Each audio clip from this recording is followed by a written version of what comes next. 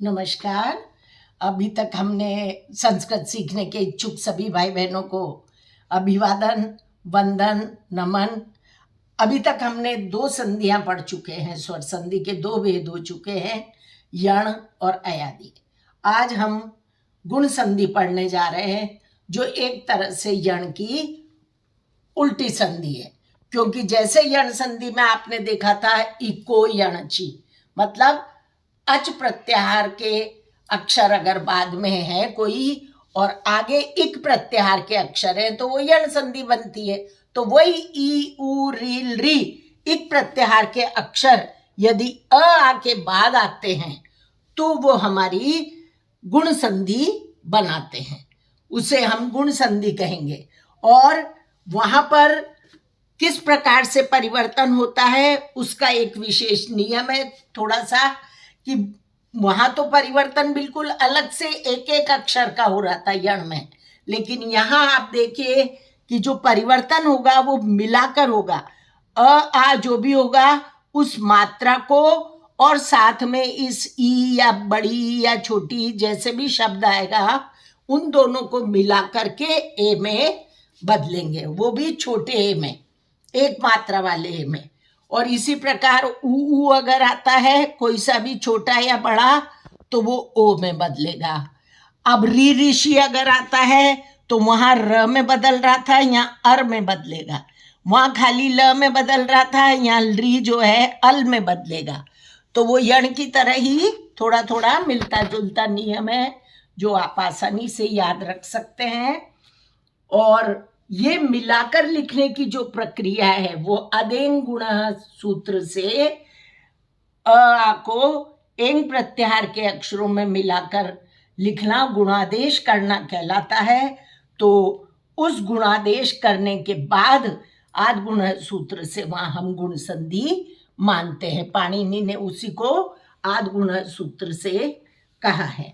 तो अब आप देखिए एक शब्द है देवेंद्र, तो देवेंद्र की संधि विच्छेद हुई देव धन इंद्र। अब ई आ रहा है और देव में अ आ रहा है, तो ये देव का जो अ निकला वो और इंद्र का ई, ये दोनों मिलकर अब ए में बदलेंगे अदेंग गुणा नियम से। और ए में बदलने के बाद जब इनको मिलाकर हम लिखेंगे तो वह है, चूंकि आधा है हलंत वाला है, उसमें इस एक की मात्रा लगाने पर ये एक मात्रा लग गई और मिलाकर लिखने पर इस तरीके से देवेंद्र शब्द बनेगा। महोदय देखो तो इसी प्रकार से महोदय में भी वही होगा, महाधन उदय। आप चाहें तो इसका स्क्रीनशॉट ले सकते थे, अभी मैंने बिगाड़ा नहीं है, तो हाथ के हाथ आप ले लिया करिए स्क्रीनशॉट, जिससे कि आपको भी याद रह जाए बाद में। अब जैसे महोदय है तो इसकी संधि हो गई महाधन उदय। इसमें भी वही नियम है कि जो महा में आ मिल रहा है तो म ह और आ है इसमें, और इस आ के बाद ऊ आ रहा है छोटा, तो ये दोनों शब्द मिलकर के ऊ और ये आ दोनों मिलकर के ए में बदले। और फिर आधा ह है ही सही, तो हम यहां लिख देंगे म ओ में बदलेगा, ऊ है तो ओ में बदलेगा, तो महोदय महाधन उदय दोनों मिलके ओ में बदलेंगे।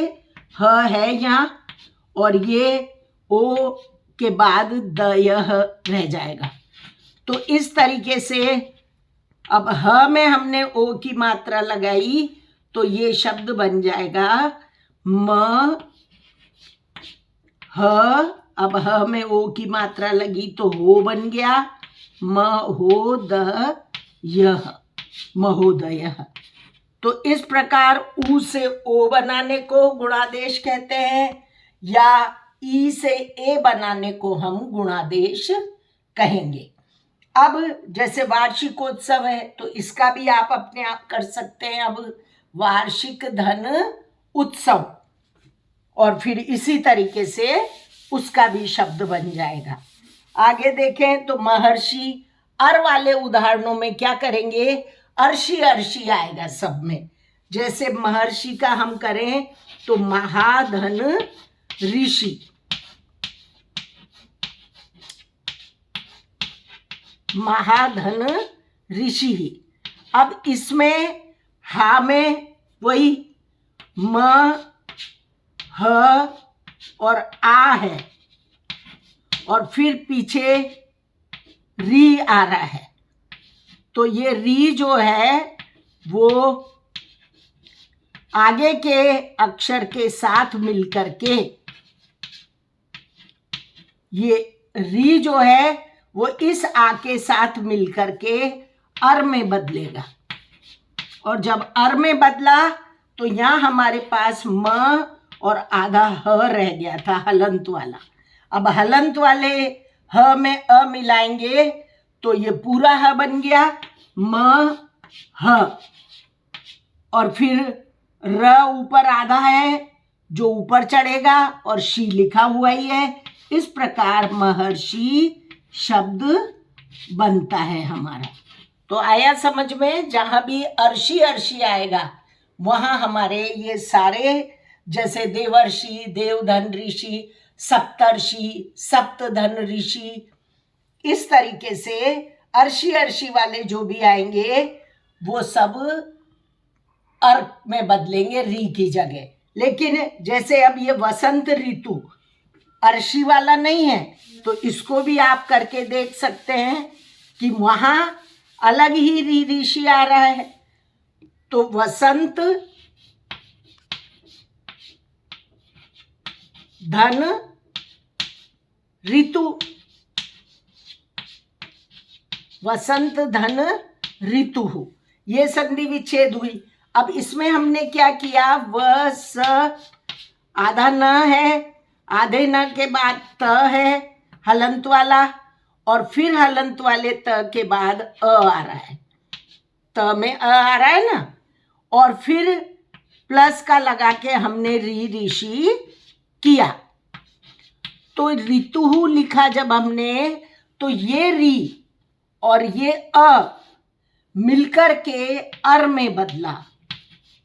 तो जब अर में बदला तो यहां हमारे पास था आधा शब्द व सन और त केवल हलंत वाला आधा था, और इसमें ये ऊपर लिखें थोड़ा, वसंत शब्द और यहां पर अर है, और फिर पीछे है तुहु बच गया खाली।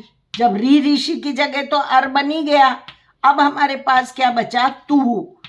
तो अब जब मिलाएंगे इसे तो क्या शब्द बना, व सन त में अ की पूरी मात्रा लगा दी हमने मिलाने पर, तो त पूरा बन गया। अब र आधा था, उसको कैसे लिखेंगे बीच में, उसको ऊपर लगाया जाता है, तो हमने ये र की मात्रा ऊपर लगा दी, और इस प्रकार ये वसंतर्तु शब्द बना।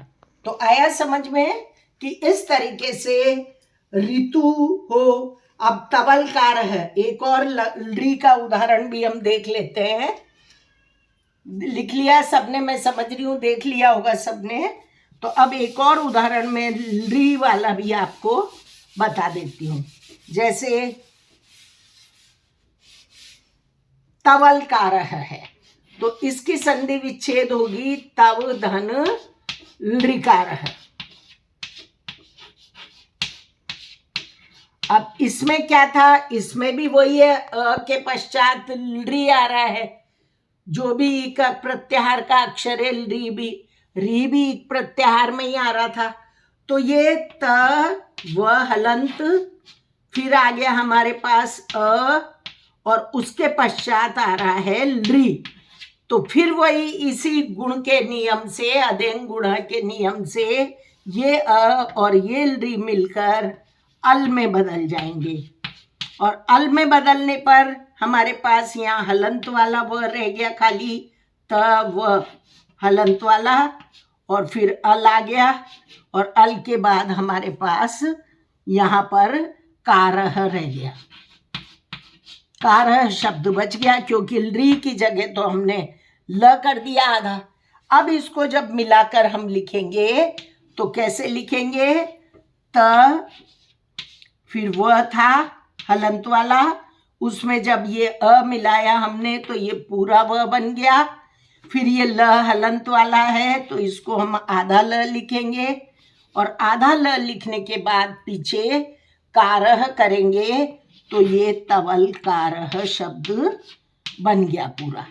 तो इस तरीके से ममल कारह भी हो सकता है, मम धन लृकारह, है ना। तो और जो भी उदाहरण है वो इस तरीके से, लृकार वाले सारे उदाहरण भी इसी गुण संधि के अंतर्गत आएंगे।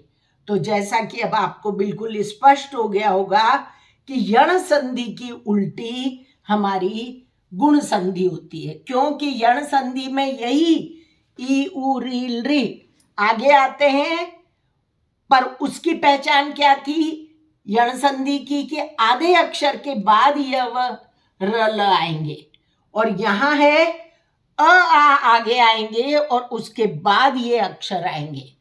तो थोड़ा सा ध्यान देना कि पहचान के लिए कि अगर किसी शब्द में, अब इसका एक पहचान का नुस्खा मैं आपको बता दूं कि अगर किसी भी शब्द में ए आ रहा है, मतलब एक मात्रा वाला ए आ रहा है छोटा वाला, और ए छोटा वाला ही ओ आ रहा है, तो ये दोनों ही एन प्रत्याहार के अक्षर हुए, ए और ओ, है ना। तो ये जब आ जाते हैं या अर्शी आ जाता है कहीं भी, या अल आ जाता है, तो इन सारी परिस्थिति में वहां गुण संधि होती है, और ये एक तरह से यण संधि की विपरीत संधि ही है। तो इसे याद करना भी काफी सरल हो जाता है। अब हम आगे वृद्धि संधि पढ़ेंगे, जो बिल्कुल अयादि की एक तरह से विपरीत संधि होती है। पर उससे पहले मैं आपसे निवेदन करना चाहूंगी कि प्यारे भाइयों और बहनों, जो हिंदी पढ़ने वाले बच्चे हैं वो भी इसे पढ़ें, क्योंकि हिंदी में भी यही संधि है, यही संधि नियम लागू होते हैं जो मैं पढ़ा रही हूँ, चाहे यण संधि है, चाहे गुण संधि है, चाहे अयादि संधि है, स्वर संधि। जब हिंदी में हम कोई नियम बोलते हैं तो वो हिंदी की हो जाती है संधियां, और अगर उसको सूत्र रूप में लिख देते हैं हम, कोई नियम रूप में, पाणिनि के शॉर्ट रूप में, तो वो संस्कृत की परिभाषा हो जाती है। तो हिंदी वाले बच्चे भी इसे सीखें और इससे लाभ लें, ऐसी मेरी आप सबसे आशा है। और आप मेरी इस पढ़ाने के तरीके को अगर अच्छा समझ रहे हैं, आपको अच्छा समझ में आता है, तो उत्साहवर्धन के लिए आप इसको एक दूसरे से शेयर भी करें, लाइक भी करें और कोई कमेंट भी दें। धन्यवाद।